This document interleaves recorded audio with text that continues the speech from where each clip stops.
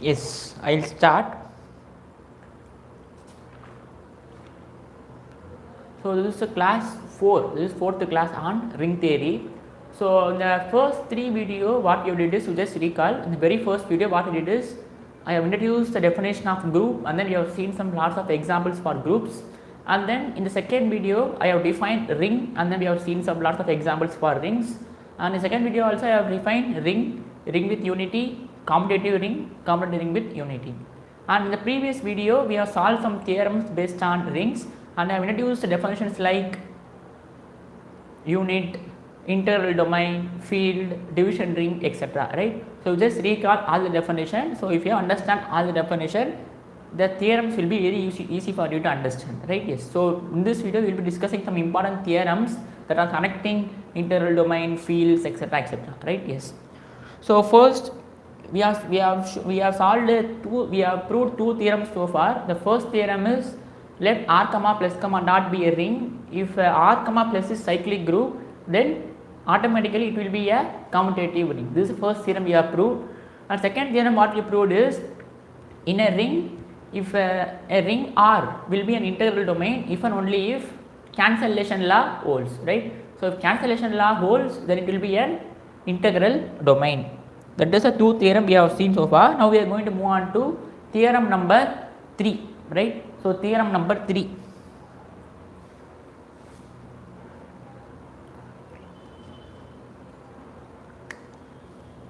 So theorem 3.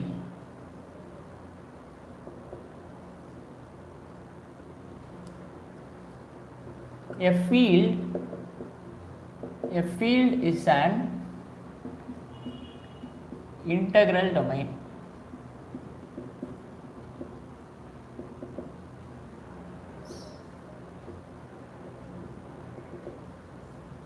So first theorem is a field is an integral domain. So this is a theorem we are going to prove now, right? So you just have to recall the definition of integral domain and definition of field, then you are done, right? So first, what is the definition for an integral domain? So it will be an integral domain if it has no zero divisors. That means AB is equal to 0 means either A has to be equal to 0 or B has to be equal to 0. So that is the definition of integral domain. And what is a field?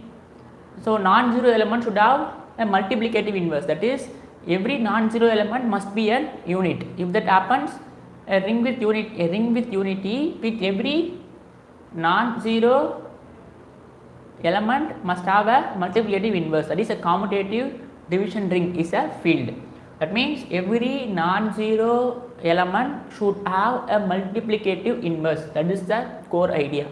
Here AB is equal to 0 means either A is equal to 0 or B is equal to 0. So what we need to prove is a field is an integral domain. So first we will assume that it is a field. Now we want to prove it is an integral domain. So let r comma plus comma dot be a field. Be a field. So we have assumed that it is a field.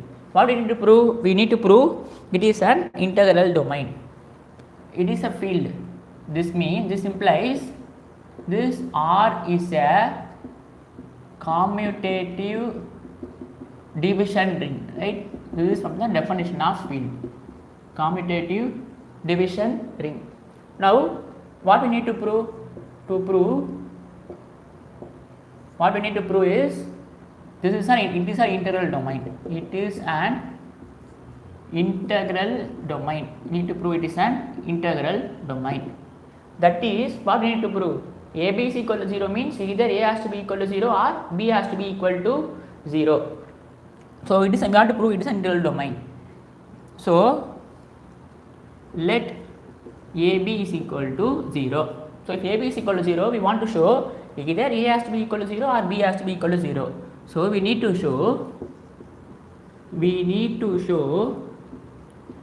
either A is equal to 0 or B is equal to 0. That is what we need to prove, right? Yes.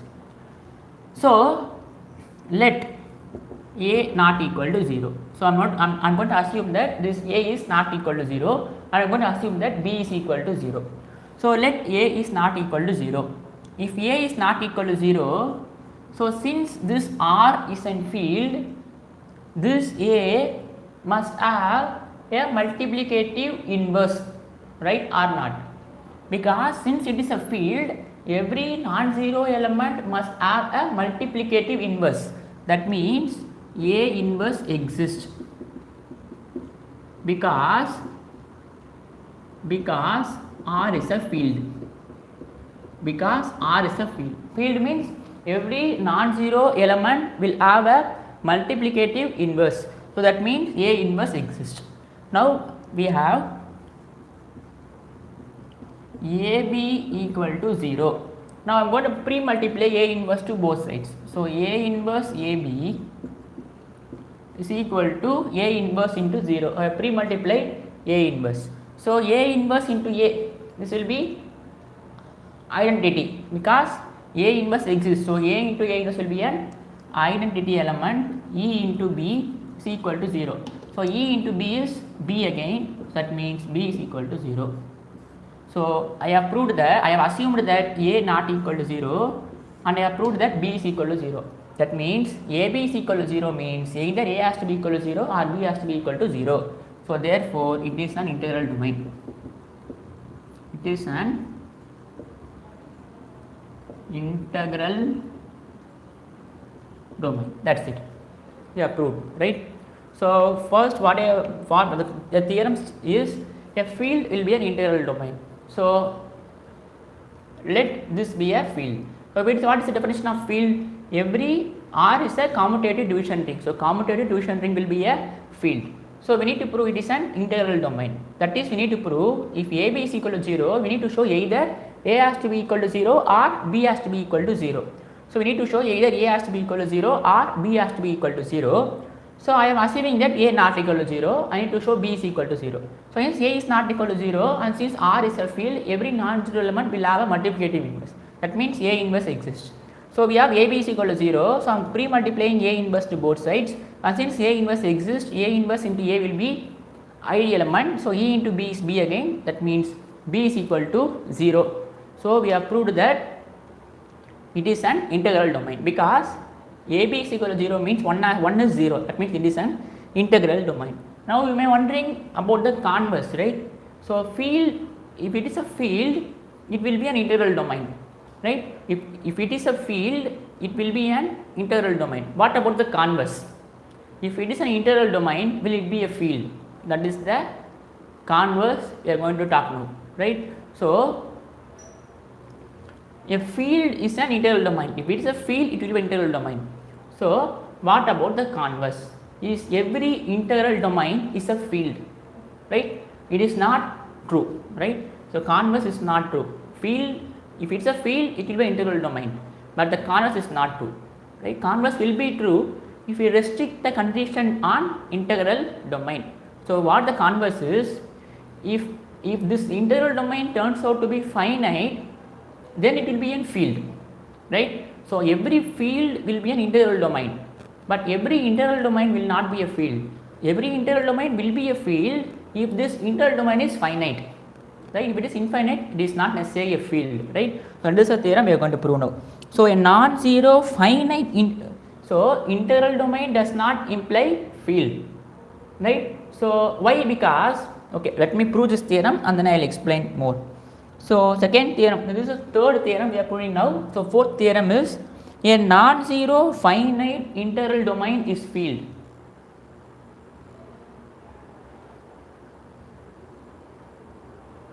Converse is not true. Example, I'll explain. If you take integers, it will be an integral domain, but it is not a field because it does not have multiplicative inverse, right? That is the question you are asking. So I'll explain that when after finishing this problem. So theorem 4.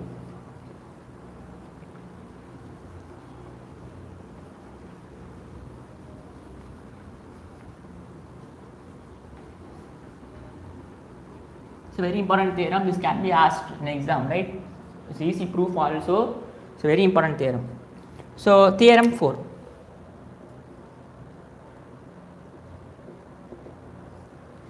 A non-zero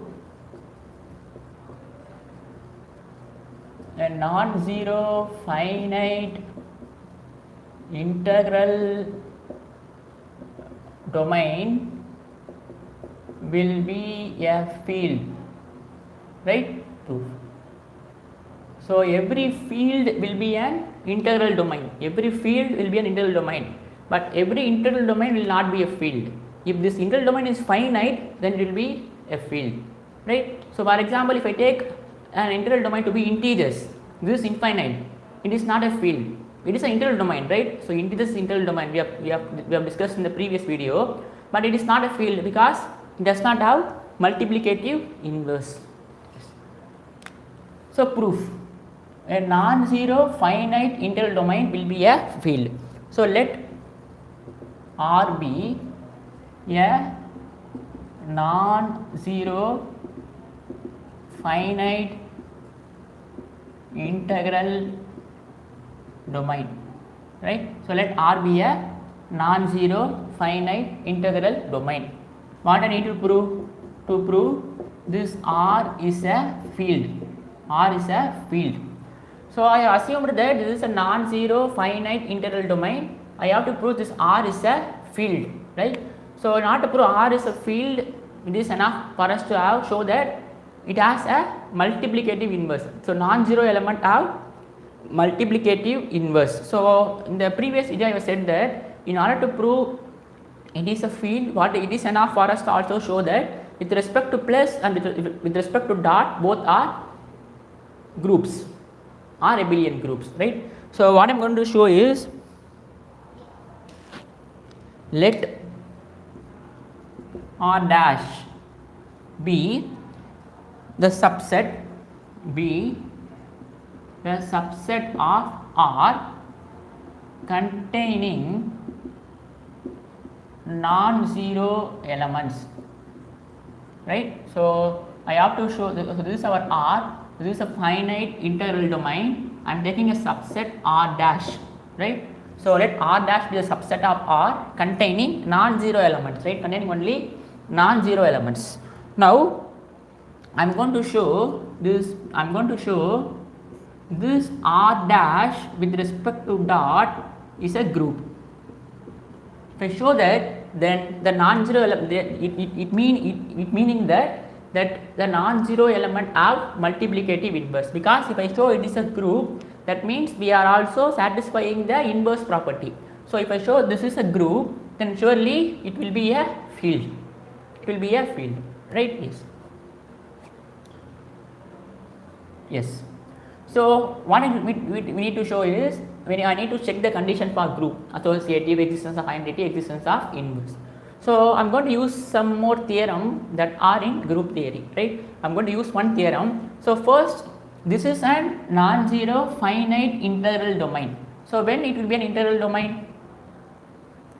A field is an, okay, let R be a non-zero finite integral domain.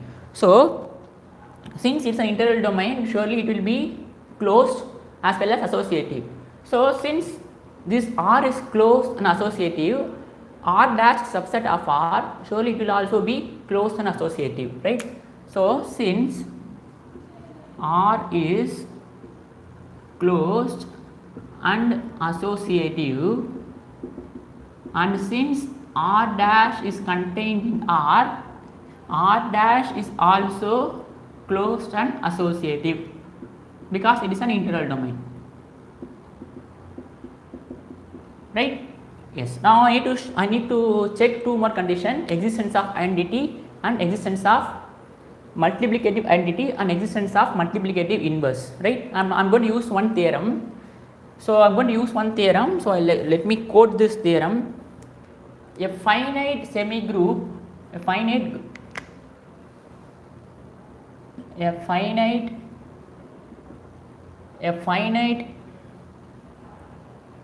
semigroup in which cancellation law holds, a finite semigroup in which cancellation law holds is a group with respect to multiplication, right? So this theorem I will be proving in group theory playlist, right? So this is so far I have proved that this R dash is closed and associative. That means this R dash is finite semigroup. R dash is a finite semigroup because R is finite. So R dash is also finite, and this is semigroup because it satisfies closure and associative. Now yesterday we have proved one theorem in the last video that a finite integral domain will be we have proved one theorem that so let me quote that a commutative ring R is an integral domain if and only if cancellation law holds. So we have proved this theorem yesterday, right? So a commutative ring R is an integral domain if and only if it is a commutative ring R is an integral domain if and only if cancellation law holds. So since it is an integral domain, cancellation law will hold. Cancellation law hold by theorem 2. So if you are taking notes, by theorem 2, because theorem 2 states that a commutative ring R is an integral domain if and only if cancellation law holds. So connecting this and this, so this R dash is finite semigroup and cancellation law hold. So if I use this theorem, so a finite semigroup in which cancellation law hold is a group with respect to multiplication. So therefore this R dash with respect to dot is a group. R dash with respect to dot is a group. That means multiplicative inverse exists, right? So therefore it is an integral. Actually we are showing that it is a field, right? So R comma dot forms a group. So therefore in other words, so therefore R comma plus comma dot, R comma plus comma dot is a field. Is a field. It is being commutative. It is quite natural, right? It is very natural. So therefore we have proved that it is a field, and since so therefore it is a field, right? So a field will be an integral domain, right? Every field will be an integral domain, but the converse is not true. Integral domain will not be a field. Integral domain will be a field if this integral domain is finite, right? So an example for an infinite integral domain which is not a field is integers, right? So because of integers, this theorem is not valid. That is, integral domain will not be a field. If this integral domain is finite, then it will be a field, right? So an example, an infinite integral domain. So okay, you will just take as a note.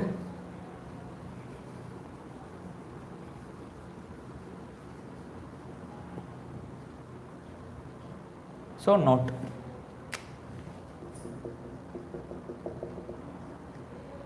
An infinite integral domain,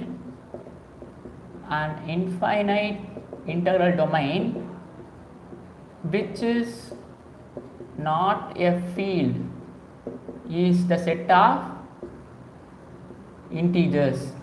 So this set of integers is an integral domain, right? So we have proved yesterday that AB is equal to 0 means A is equal to 0 or B is equal to 0. So this is an integral domain, but it is not a field because it does not have multiplicative inverse. For example, 2, the inverse is 1 by 2, but 1 by 2 is not an integer. So in general, integral domain will not be a field. It's an important theorem. That's why I am stressing this, right? This can be used. This is also asked in UPSC previous questions. So a field is integral domain. What about converse? They will ask, right? So the converse will be true if the integral domain is finite, right? We can also have an infinite integral domain to be a field. For example, if I take R, real number, that is true. That is infinite integral domain, which is a field. In general, it is not true, right? Yes. Again, Q, rationals, it is an integral domain and is also a field also, right? Yes. So it is not that every infinite integral domain is a field. There exists one infinite integral domain which is not a field. So therefore I cannot generalize the theorem. Okay. We will go for some other theorem 5. Theorem 5 is a very, very important theorem.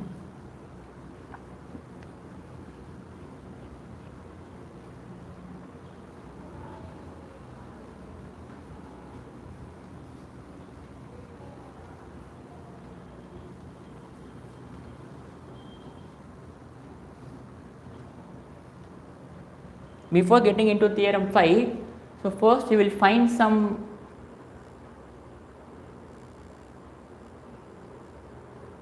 okay.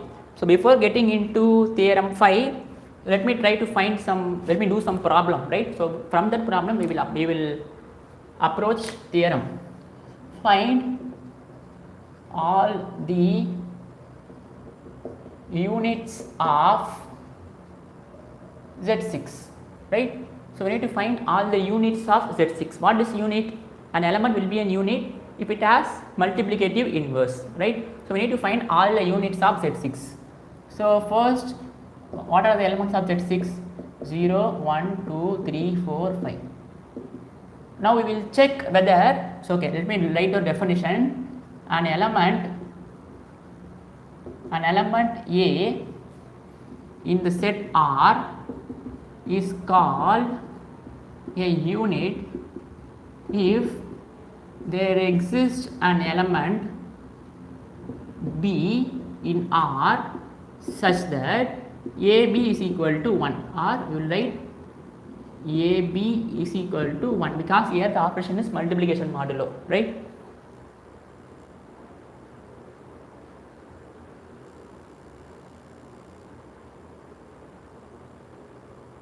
What about with respect to integers? 2 less strength, I don't care about strength. Whoever interested may see, that's all. So I am not understanding your question. What about with respect to integers?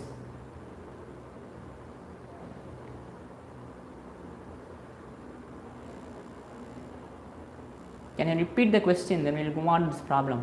What about with respect to integers? So if you have come now, we have finished 2 problems, 2 theorems. The first theorem is an integral domain, that field will be an integral domain, and the integral domain will not be a field, and integral domain will be a field if this integral domain is finite, right?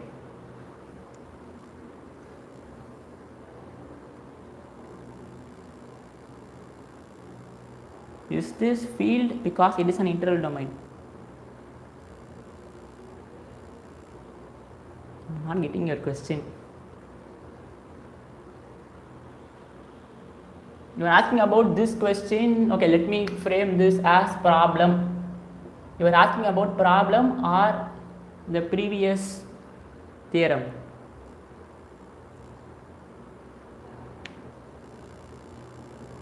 This is not an integral domain. Z6 is not integral domain, because I can find 2 into 3 is 0. So this has 0 divisors. So this is not an integral domain.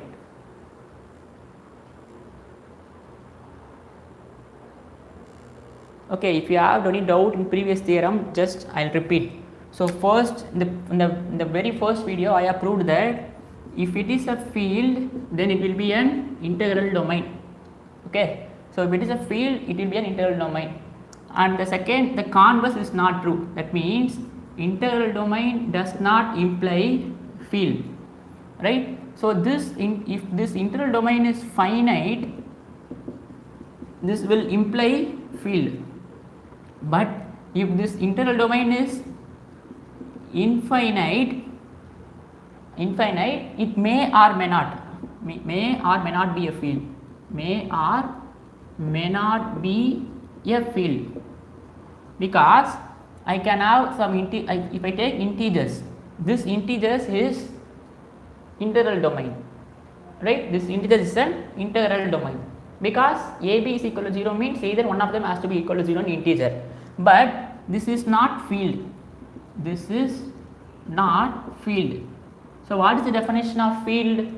So one of the conditions for field must be non-zero element must have inverse. Non-zero element must have inverse. In other words, every non-zero element must be an unit. So if I take 2, this 2 belongs to integer. But what is the inverse? It is 1 by 2. But this 1 by 2 is not in integer. That means if none of the element has inverse here.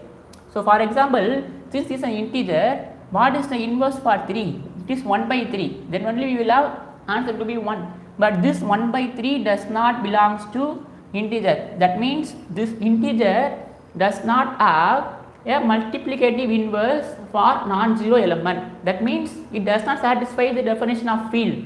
So this is an integral domain, but it is not a field. So in general, finite it will be a field. If it are infinite, it may or may not be a field. But if I take Q, this will be an integral domain, and also this is a field. Why? Because 1 by 3 belongs to rational number. So this will be an field also. So in general it is not true. If it is a finite, it will be true, but if it is infinite, may or may not be true. So if you understand, you can just if you understand, you can just comment.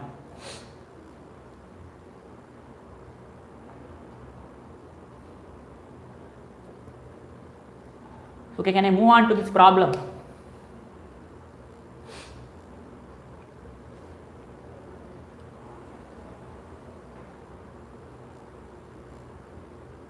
Okay.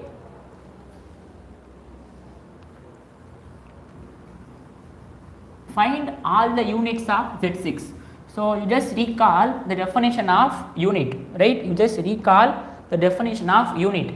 So an element A is called unit if there exists an element B such that when we multiply that we have to get 1 as an answer. We have to get 1 as an answer, right? Yes. So first you will check which of them are units, right? So first you will check whether 1 is a unit, 0 is a unit, or 1 is a unit, 2 is a unit, 3 is a unit, 4 is a unit, 5 is a unit, right? So if 0 is a unit, we have to find some other element. The answer is 1, right? This is not possible because 0 into anything, remember this is multiplication modulo 6, right? So we have to multiply some number here and it will get 1 as an answer. This number has to be in this set, this B also in R, right? So this, what are the possible chances here? It can be 0, 1, 2, 3, 4, 5, but surely will not get 1. That means 0 is not an unit. Unit we have to speak only every element, right? For unit we have to speak for every element. Is 1 is an unit. We have to multiply 1 with some number. We have to get 1 as an answer. So if I multiply 0 here, you will get 0. If I multiply 1 here, I will get 1 as an answer. If I multiply 2, I will get 2. If I multiply 3, I will have 3. If I multiply 4, I will have 4. If I multiply 5, I will have 5. So there exists an element B such that 1 into 1 gives 1. That means 1 is a unit. Right? I have found one element such that this number into some number gives 1 and this some number has to be in this set. So therefore 1 is a unit. So 2 into something have to give me 1. So if I substitute 0, it will be 0. 2 into 0 is 0. If I substitute 1, 2 into 1 is 2. If I substitute 2, 2 into 2 is 4. If I substitute 3, 2 into 3 is 6 and 6 is, this is modulo 6. So answer will be 0. If I substitute 4, we will have 2 into 4, 8. 8 mod 6 is 2. So we don't have 1. If we substitute 5, we will have 2 into 5 is 10. 10 mod 6 is 4. So there is no element B such that 2 into something will give you 1. That means 2 is not an unit. 2 is not an unit. Is 3 is an unit. So 3 into something has to give me 1. If you substitute 0, remember what are the element you have to substitute here is that has to be in this set. So if you substitute 0, 3 into 0 is 0, not equal to 1. 3 into 1 is 3. 3 into 2 is 6, which is 0. 3 into 4 is 12, again which is 0. 3 into 5 is 15. 15 mod 6. 15 mod 6 is 3, again not equal to 0. That means 3 is not a unit. 3 is not an unit. Is 4 is an unit.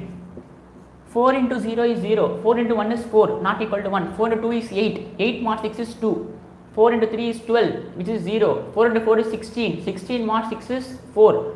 And 4 into 5 is 20. 20 mod 6 is 2. Again, there exists no element. So again, 4 is not an unit.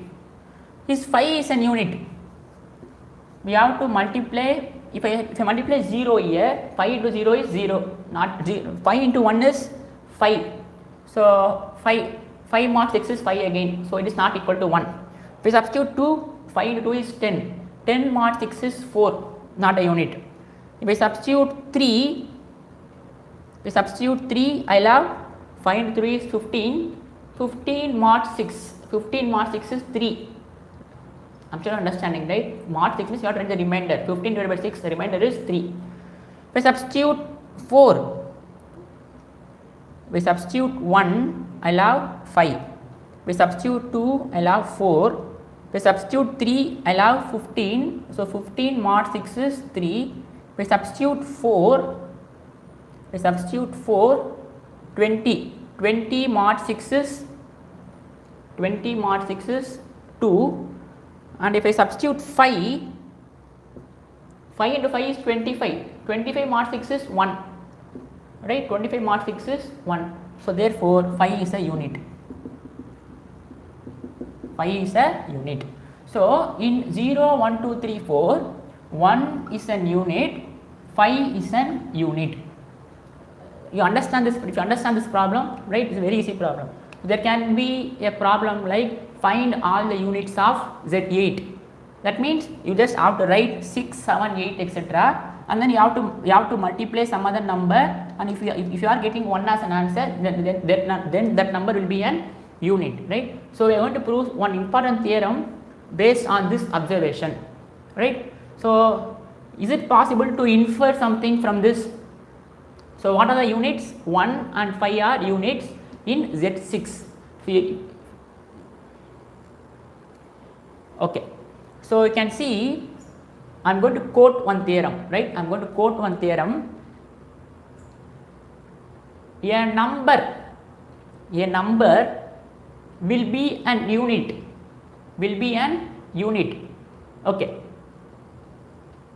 You can see here 1 and 5 are units for Z6, right? 1 and 5 are units for Z6, right? So I am going to quote one theorem. It's a very important theorem. So theorem 5.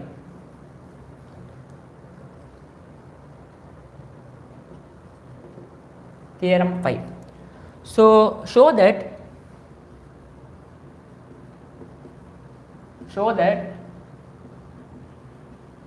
a non-zero elements, so that a non-zero element A in R in Zn, this n can be anything, is a unit, if and only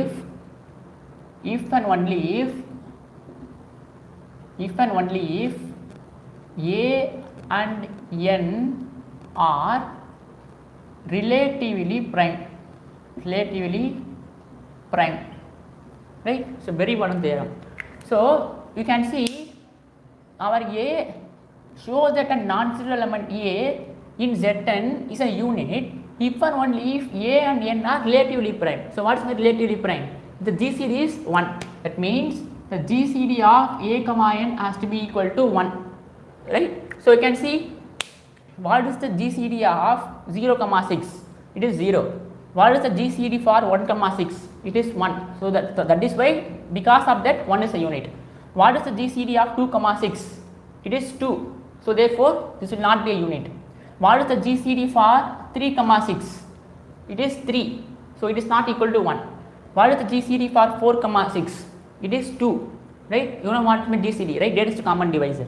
What is the GCD for 5 comma 6? It is 1. So you just find the GCD for every term with 6. If you get 1 as an answer, then that will be a unit, right? Suppose if it is not a unit, what about this element? What about 0, 2, 3, 4? That means the remaining element will be a 0 divisor. The remaining element will be a 0 divisor. For example, this is not a unit, this is a 0 divisor, because I can find 1. If I substitute 1, it will be, okay, let me look at that. If I take 2, I can find 3. Both are non-zero. So that means this is a 0 divisor. Again, this is a 0 divisor. We substitute 2 here, 3 into 2 is 6, which is equal to 0. We substitute 3 here, 4 into 3 is 12, which is equal to 0 here. So 1 and 5 are units, the remaining element must be a 0 divisor. So in Z10, each element either they have to be units or they have to be a 0 divisor. So show that a non-zero element A. So these are the element. So this will be a unit if the GCD of 1, 6. So in general Zn A, n is equal to 1, right? A, n is equal to 1. That is what we need to prove.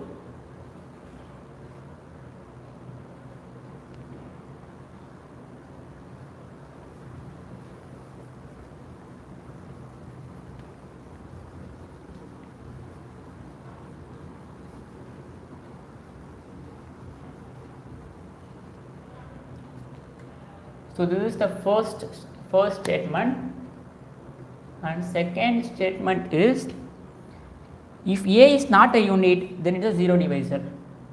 If an element A is not an unit, then it will be a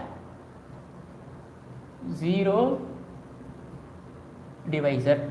So first we will prove the first theorem, first statement, right? Show that a non-zero element A in Zn is a unit if and only if GCD of A, n is 1. So suppose if they ask us to show, suppose in exam, if they ask a question like find all the units of Z10, you just find the elements that are relatively prime to 10. So GCD of 1, 10 is 1. GCD of 2, 10 is 2, so this 2 will not be a unit. GCD of 3, 10, this is equal to 1, so therefore 3 will be a unit. GCD of 4, 10 is 2, this will not be unit. GCD of 5, 10 is 5, this will not be a unit. GCD of 6, 10 is 2, this is not a unit. GCD of 7, 10 is 1, this will be a unit. GCD of 8, 10 is 2, this will not be a unit. GCD of 9, 10 is 1, this will not be a unit, this will be a unit. GCD of 10, 10 is 10, this will not be a unit. So therefore at a single stroke you can just write the units to be 1, 3, 7, 9. So these are the units for Z10, right? Yes. So first we will prove this. So and also we will just recall the definition of relatively prime. So two numbers are said to be relatively prime, the GCD is equal to 1. So if GCD is equal to n, okay, 1, okay.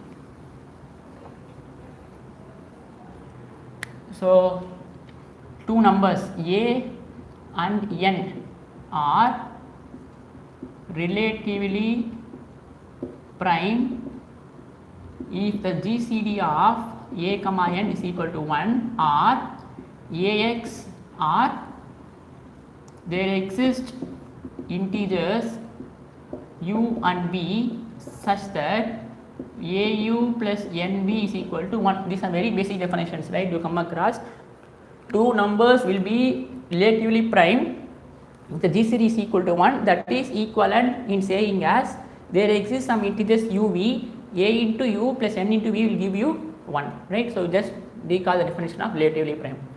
So we need to show that a non-zero element A in Z10 is a unit if and only if A and n are relatively prime. So this is an if and only if condition. We have to assume that it is a unit and then we have to prove both are relatively prime, right? Yes. So let Zn is equal to 0, 1, 2, 3 up to n minus 1 mod n. So this is a definition for Zn. So assume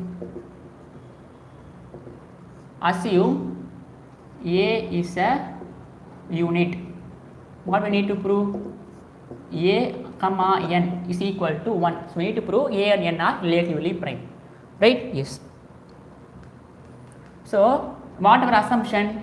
So since A is a unit, there exists an element B in R or B in Zn such that A into B gives you 1, That's what I proved in the previous, that's the only I have discussed in the previous problem. If I say 1 is a unit, I can find some other element b such that 1 into that element will give you 1.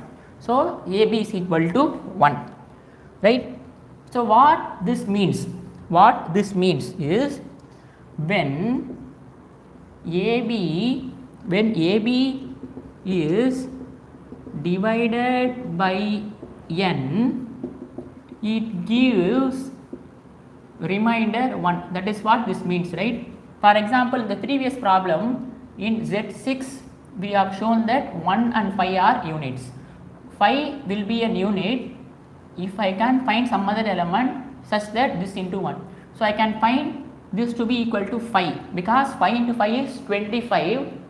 25 more 6 is 1. That means when AB, that is 5 into 5, when AB divided by n, so our n is 6, it gives the remainder 1. That's what this meaning, right? So that is this is equal to 1 mod n, or this is equal to 1 mod n. So what this means, when AB is divided by n, it gives remainder 1, right? When AB, that is when AB is divided by n, it gives a remainder 1. So we will have some quotient. So I can write this as, I can write AB as n cube plus 1 by division algorithm. I can write AB because when AB divided by n, it gives remainder 1. That means when AB divided by n, it gives remainder 1. So we will have some quotient. So I can write by division algorithm, I can write AB is equal to n times quotient plus remainder. So I can write AB is equal to n cube plus 1. Right? AB is equal to n cube plus 1. Or I can write AB minus n cube is equal to 1. Right? So I can also rearrange like A into B plus minus A into B plus n into minus q is equal to 1. So here this B and Q are integers. B and Q are integers. So by definition of this, A comma n equal to 1 means AU plus NB is equal to 1. So here B and Q are integers. So there exists some integers such that A into this plus n into this gives 1. So this means GCD of A comma n is equal to 1 by definition of relatively prime. By definition of relatively prime. Right? So what we have assumed that if it is a unit, I have shown that they are relatively prime. In order to show relatively prime, I need to show there exists some integers that such that A into U plus n into v is equal to 1. U and v are some integers. It can be positive or negative. So that means b and q are integers. So A into b plus n into q is equal to 1. That means GCD of A comma n is equal to 1. Now we need to prove the converse. That is, I am going to assume that they are relatively prime, and I am going to prove that A is a unit. It's a very important theorem, right? So if you understand this, right, really it is easy. Okay, we will assume that GCD of A comma n is equal to 1.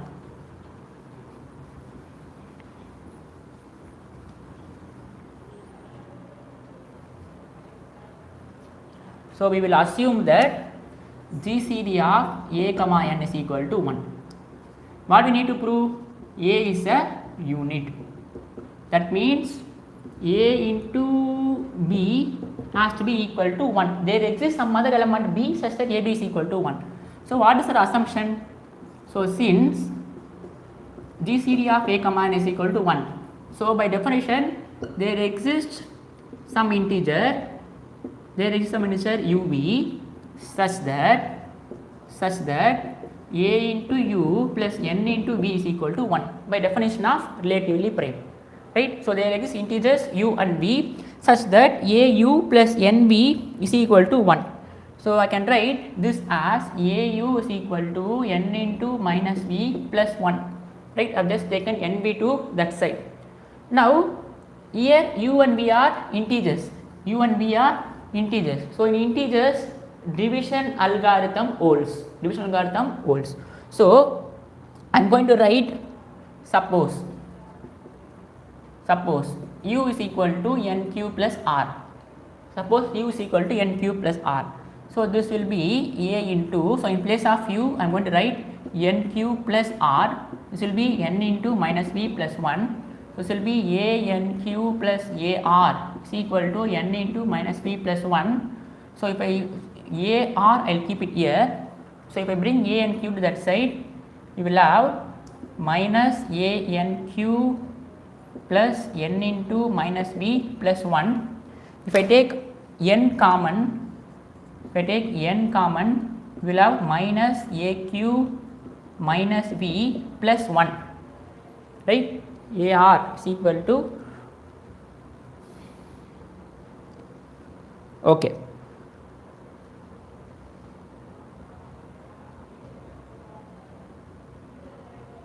What this mean? Suppose if I call this whole number to be t, so I will have a r is equal to n t plus 1. That means, what this means? Again, so when a r, this means a r, so that means a into r equal to 1, right? This is quite natural. So a r is equal to n t plus 1, that means a into r equal to 1, right? So I am just using the first statement. How I prove the first statement? I have put the first part. If a is a unit, then we have to prove that it is relatively prime. If a is a unit, I can write a into b is equal to 1, right? So if a is a unit, I can write a into b is equal to 1. That means when ab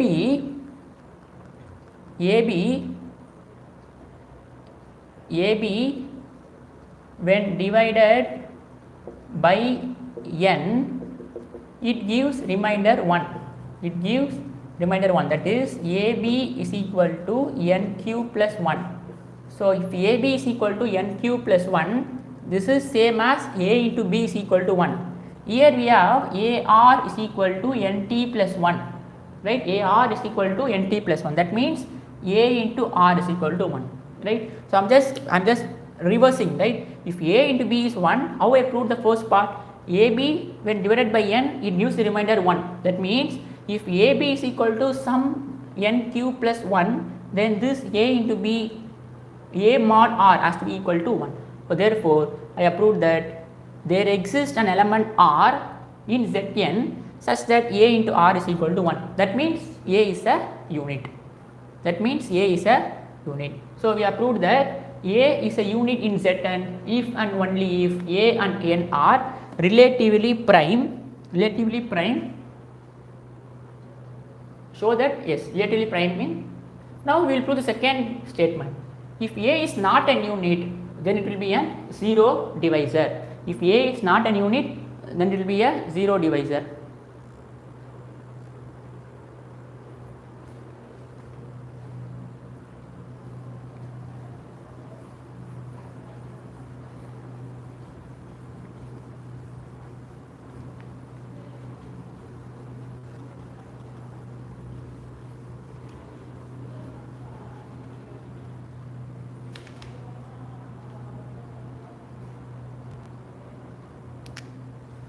So if a, so let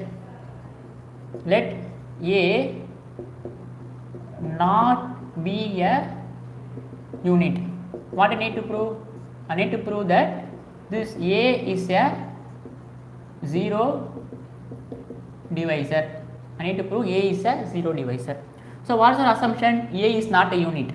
So if a is not a unit, the GCD will not be equal to 1, right? So from the first statement, a will be a unit if the GCD of a comma n is equal to 1. But here, since a is not a unit, so since a is not an unit, GCD of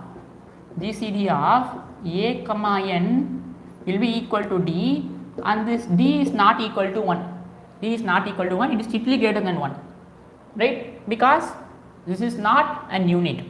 So if GCD of a comma n is equal to d, for example, if I take 2 comma 6, right, 2 comma 6, I have shown that this is not 2 is not a unit in Z6. What is the GCD here? 2.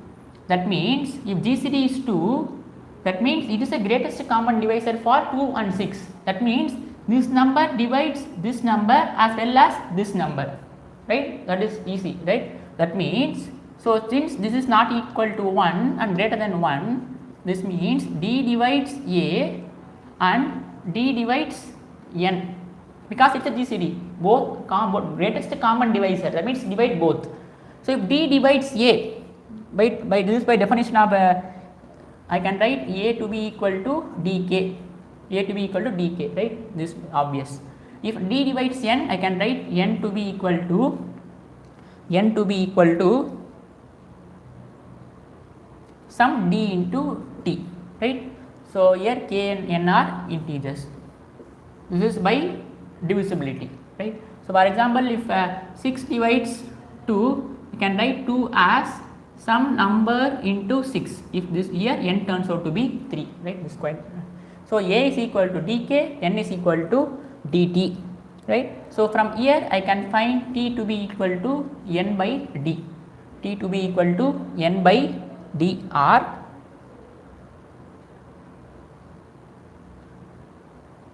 Okay, so we have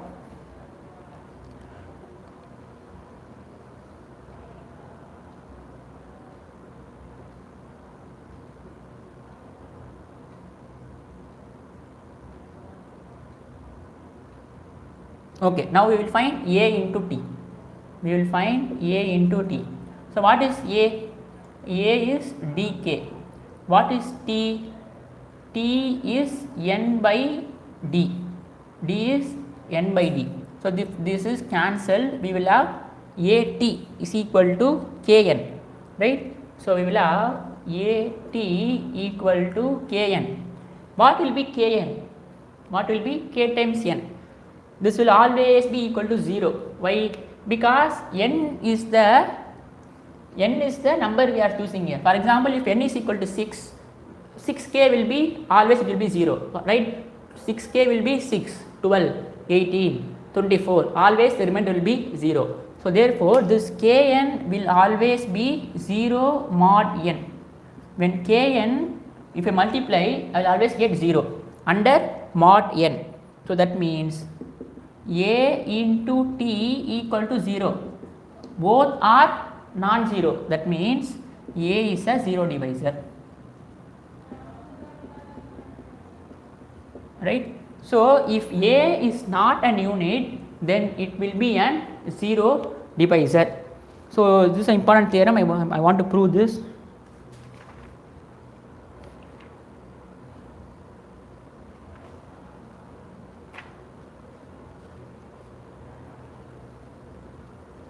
Okay, let me prove one more problem and then I will stop this, right? I am not going to prove, I am just going to give only the hint for you, right? If you understand this theorem, it will be very easy for you, right? You can, this question can be most expert question, right? And also there will be lot of problems find the units of Z10, Z4, Z3, like this. Theorem 6.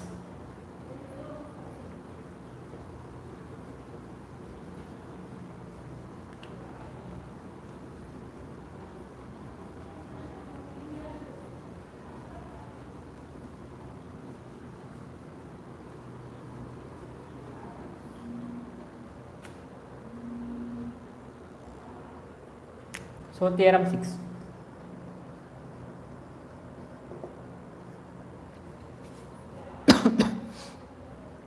Show that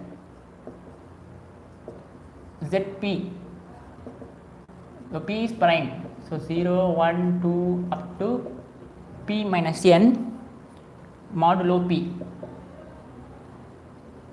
Modulo P is a field. Is a field if and only if P is prime, right? Proof. So I am not going to prove this, you only going to prove this, right? So we have already proved that a finite integral domain is a field, right? A finite integral domain is a field. So you can see this is finite. If I show Zp, is an integral domain, then the theorem will be done, right? Because if this theorem is asked, you just prove the theorem which you proved earlier. A finite integral domain is a field, right? Yes. So if Zp is an integral domain, then it will be a field. So if what I need to prove is Zp is integral domain. So that means I need to show it as no zero divisor, right? Yes. Now what are the elements of Zp? It is 0, 1, 2 up to p minus 1, right? Yes. Now what are all the units of Zp? Now the units of Zp are, what are the units here? Units will be the full set. For example, if you take Z phi is a prime, so 0, 1, 2, 3, 4, right? So GCD of 0, 5, GCD of 1, 5, 1, GCD of 2, 5, 1, GCD of 3, 5, 1. Because since it is a prime, GCD of n, p will always be equal to 1.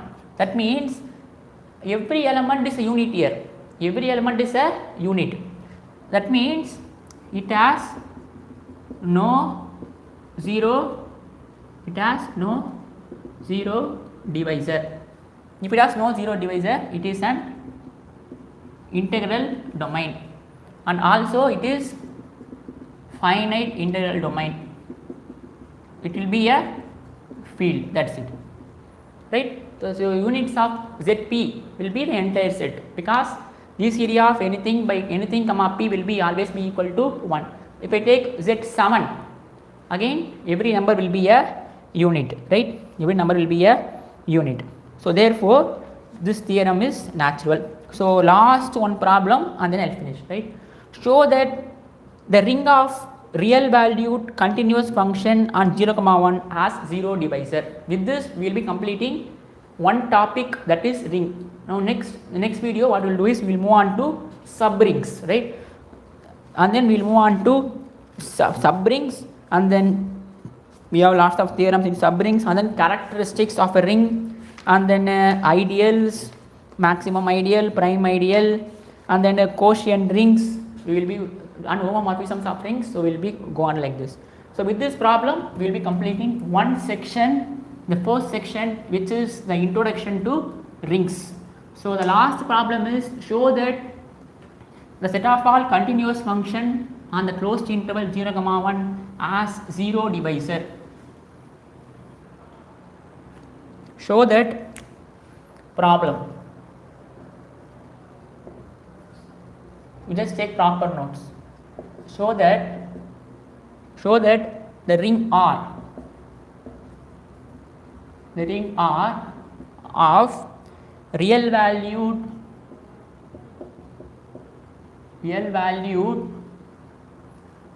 continuous function on closed interval 0, 1 as 0 divisor. That means we need to show, this can be asked in exam like, show that the set of all continuous function on the closed interval 0, 1 is not integral domain. This question can also be like this, right? So in order to show no, it is enough for us to give some counter example, right? So solution. So we have to construct two non-zero function. The resulting function will be a zero function. That's what we have to prove, right? So we have to produce two non-zero function. F has to be non-zero, g has to be non-zero, but fg has to be 0, right? So define the function f of x to be equal to 1 by 2 minus x. if this x belongs to 0 to 1 by 2, and define 0 if x belongs to 0 to 1. Now you define g of x to be equal to 0 if 0 less than x is less than 1 by 2, and x minus 1 by 2 if 1 by 2 is less than x is less than 1. Now you can see both are non-zero functions, but what about fg, f of x into g of x? So first we will split, this will be, first we will split the interval 0 to 1 by 2, 1 by 2 to 1. So what about in the interval 0 to 1 by 2, what is f into g? So 1 by 2 minus x into 0, which is equal to 0. In this interval f into g is 0 into x minus 1 by 2, which is again 0. That means it is 0 for all x belongs to 0 comma 1. That means we have produced two non-zero function f and g, but the product of two function is 0 function. That means the set of all continuous real valued function has 0 divisor. So it will not be an integral domain, right? So that's it. So the next video we will move, in the next class we will be moving on to subrings, right? Subrings. So we'll see in the next video. Goodbye. Thank you.